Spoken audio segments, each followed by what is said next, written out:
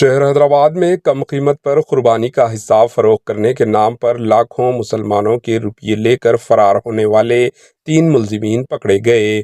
ریاست تلنگانہ کے دارالحکومت شہر حیدرآباد میں کم قیمت پر قربانی کا حصہ فروخت کرنے کے نام پر ہزاروں مسلمانوں کو دھوکہ دینے والے 3 افراد کو پولیس نے گرفتار کر لیا اور ان کے قبضے سے لاکھوں روپیے برآمد کر لیے۔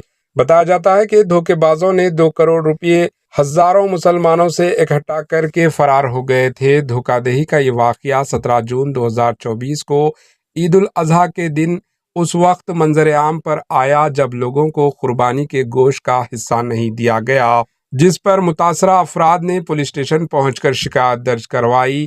شہر کے حبیب نگر پولیس نے مقدمہ درج کرتے ہوئے تحقیقات کا آغاز کیا تھا اور 3 دھوکے بازوں کو گرفتار کر لیا، جن میں ملزم نمبر 1 محمد نثار ساکن چندولال بارادری، ملزم نمبر 2 محمد ظفر احمد سن سٹی بنڈلا گڑا جاگیر اور ملزم نمبر 3 محمد اشفاق ساکن سن سٹی بنڈلا گڑا جاگیر شامل ہیں۔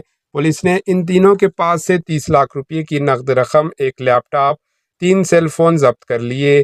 پولیس نے بتایا کہ نثار احمد نامی ایک شخص نے خدمت فاؤنڈیشن قائم کی تھی اور 4 سال تک سماجی خدمت انجام دیتے ہوئے لوگوں میں بھروسہ پیدا کیا اور عید کے موقع پر شہر کے مختلف علاقوں میں کاؤنٹر کھولتے ہوئے قربانی کے جانور کا حصہ 2800 روپے میں فروخت کرنے کا وعدہ کرتے ہوئے لوگوں سے رقومات حاصل کی اور فرار ہو گئے تھے۔ Bureau report AHN news.